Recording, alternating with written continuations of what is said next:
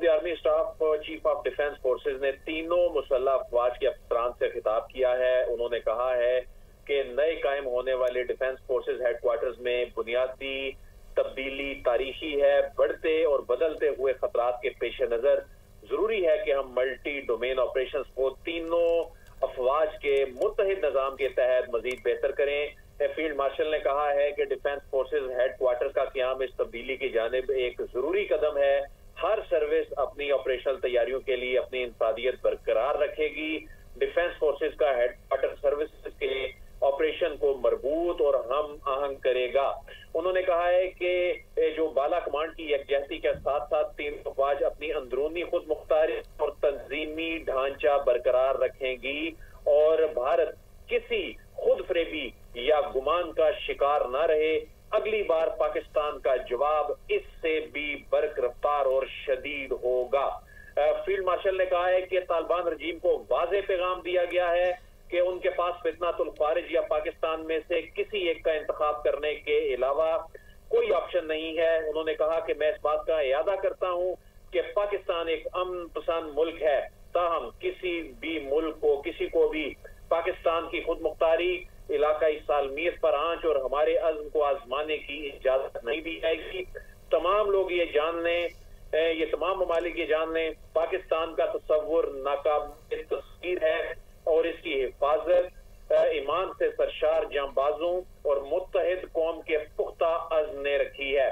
और उन्होंने बड़ा वाज़ेह पैगाम दिया है भारत को और तालिबान रजीम को, और उन्होंने कहा है कि भारत किसी खुद फरेबी या गुमान का शिकार ना रहे। अगली बार पाकिस्तान का जवाब इससे भी ज्यादा बर्क रफ्तार और शदीद होगा। जी राइट अदील, साथ ही ये भी बताइएगा कि आज DHQ में तकरीब भी हुई, इन्हें गार्ड ऑफ ऑनर भी पेश किया गया और उसके बाद इन्होंने ये खिताब किया।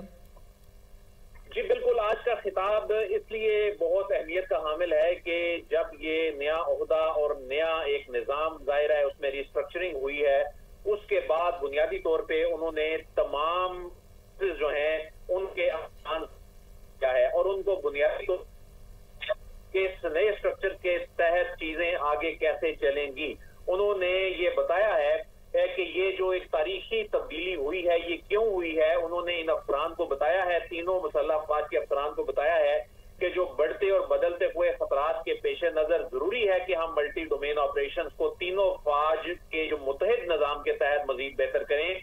और उन्होंने इन अफसरान को बताया है कि जो डिफेंस फोर्सेज का हेडक्वार्टर्स है इसका क्याम अमल में जो लाया गया है ये इस तब्दीली की जानिब एक जरूरी कदम है कि फोर्सेज के दरमियान मल्टी डोमेन ऑपरेशंस में तीनों फोर्सेज एक मुत्तहिद निजाम के तहत मजीद बेहतर काम करें, तो ये इसलिए जरूरी है। और उन्होंने ये भी इन अफसरान को ये बताया है, ये वाजे किया है कि हर सर्विस जो है ये अपनी ऑपरेशनल तैयारियों के लिए अपनी इंफरादियत बरकरार रखेगी, यानी जो उनकी ऑपरेशनल तैयारियां होंगी उनमें इन फोर्सेस का अपना एक अलग से उनकी जो ऑपरेशनल तैयारियों की इंफरादियत रहेगी। और डिफेंस फोर्सेस का जो हेडक्वार्टर होगा ये सर्विसेज के ऑपरेशन को मजबूत बनाएगा और इसको हम आहंग करेगा।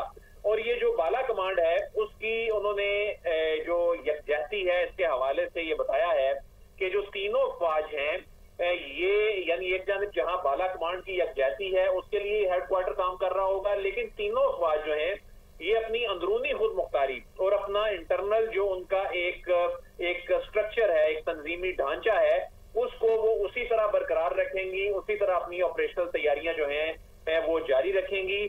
और उन्होंने बुनियादी तौर पे एक विजन दिया है कि ये जो नया एक स्ट्रक्चर बना है, एक नया हेडक्वार्टर बना है डिफेंस फोर्सेज का, ये बुनियादी तौर पे इसकी जरूरत क्या थी और आने वाले दिनों में चीजें किस तरह से चलेंगी। और जो इनका इंटरनल एक मैकेनिज्म फोर्सेज का है वो बिल्कुल उसी तरह ही चलता रहेगा। उनकी एक अपनी जो इंडिविजुअल उनकी एक खुद मुख्तारी है वो बिल्कुल उसी तरह रहेगी।